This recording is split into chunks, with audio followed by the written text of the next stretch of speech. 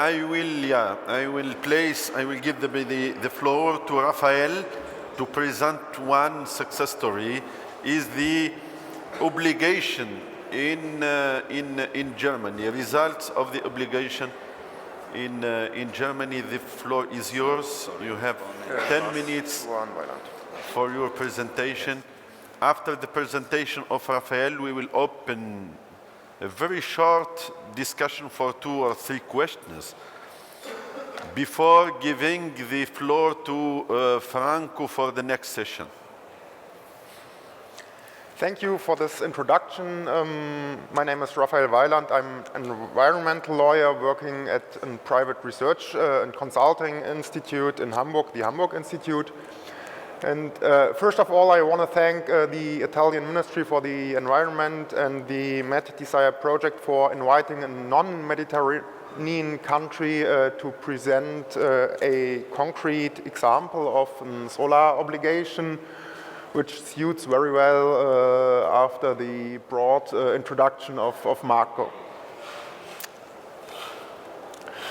Well, if you know the German geography, you may wonder why the Hamburg Institute will tell you something about the Baden-Württemberg's solar obligation, because Baden-Württemberg is one of the federal states of Germany laying in the south of Germany.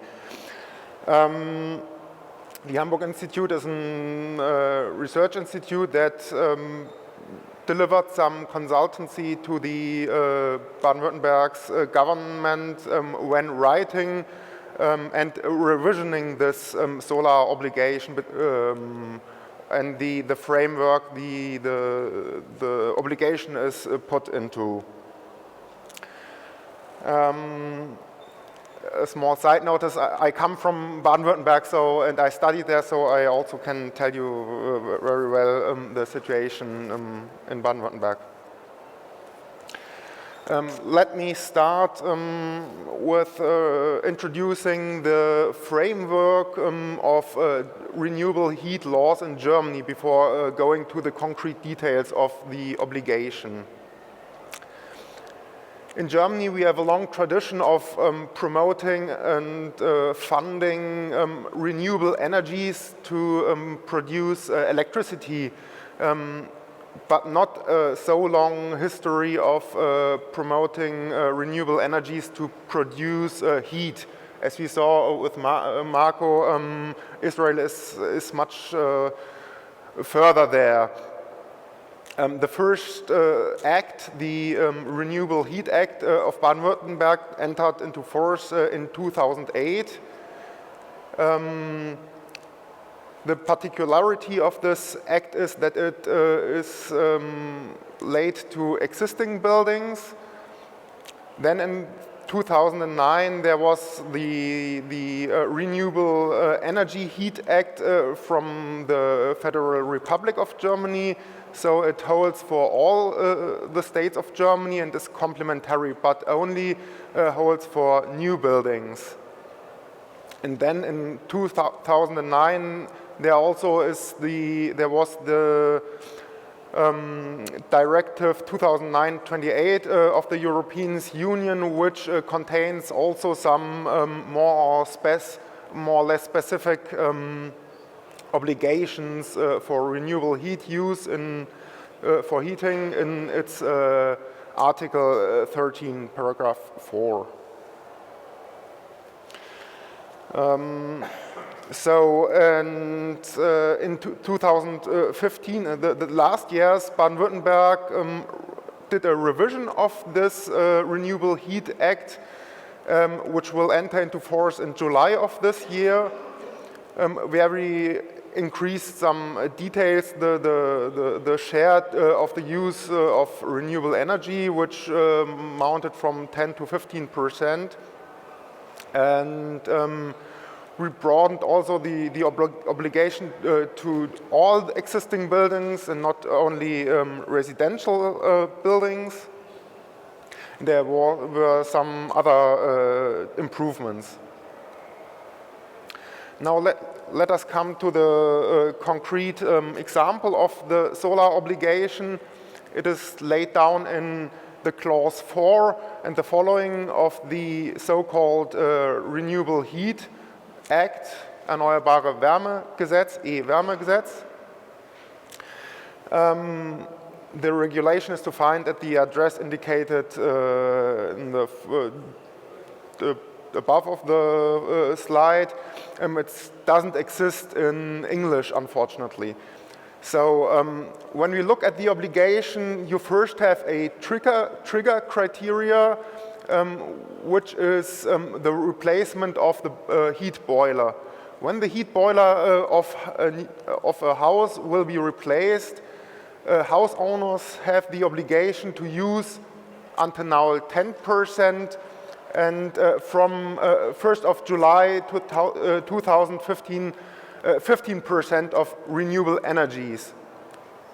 Until now, it is just the obligation to use solar, or the focus is on solar collectors. That's why the obligation is called solar obligation. From July on, the different sources of renewable energies will stand side by side.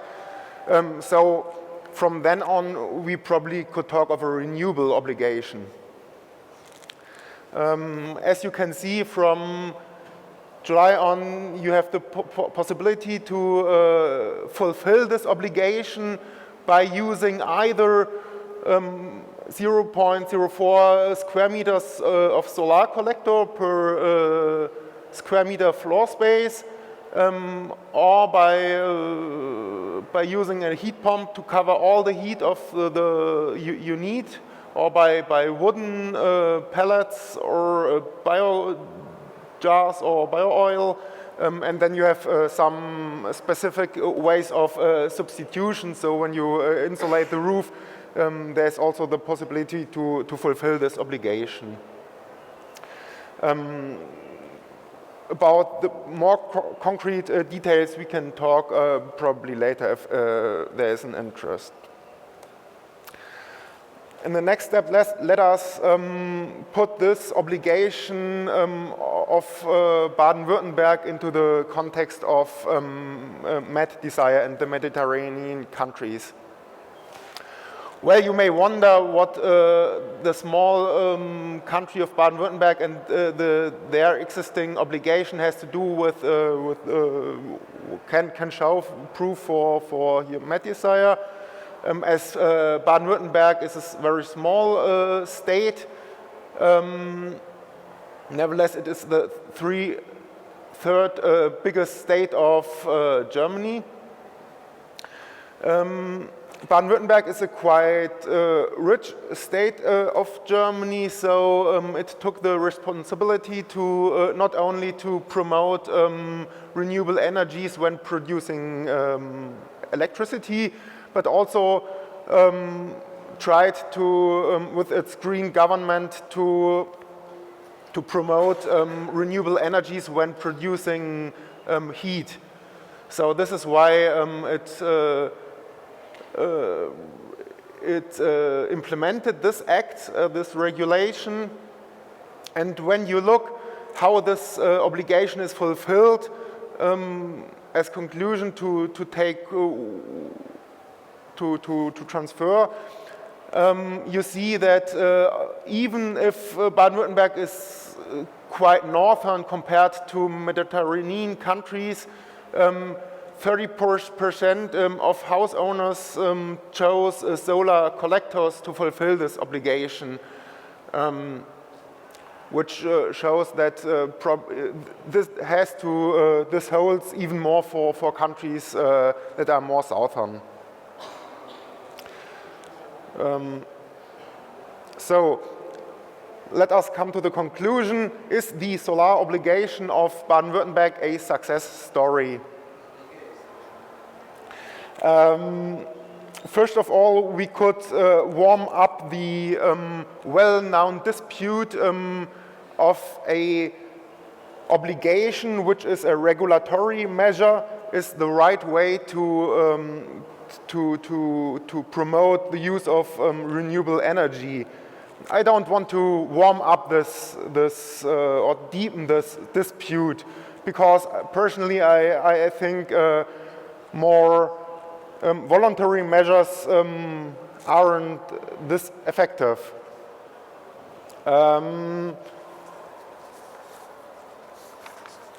But when writing the first Renewable Heat Act, there were some fears that were raised, that the costs were too high for replacing the boilers. Second, because of this high costs, house owners would avoid to replace the boilers, and therefore there would be a slowdown in investment. And third, that there would be some lacks of the law's execution. In 2011, the regulation was evaluated, and after all, we can assume that as to the last point, the last fear, the lack of the law's execution, we have implemented a good cooperation with the chimney cleaners that annually come to the houses, and so there's quite a good control, or there are ways to control that the law is well executed. As to the first point, the high expenses of the replacement, in the regulation there are some ways of exceptions, and there, when evaluating the execution, you could state that there was not a significant number of house owners that demanded for this exception. So you also can assume that the expenses weren't too high. And as to the slowdown in investment, already at the slide of Marco, we saw that there were 44,000 square meters of solar collectors for the existing houses that were changed. Other numbers say that there are 10 to 15,000 boilers that are replaced within 7 months, and overall there was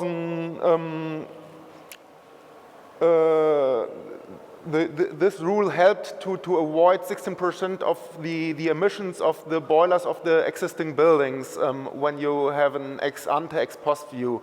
So yes, after all, I would say this act is quite successful.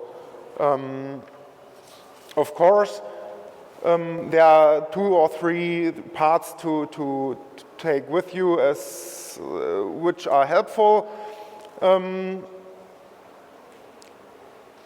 Information still is important, because if house owners don't know about the act, the acceptance will not be very high.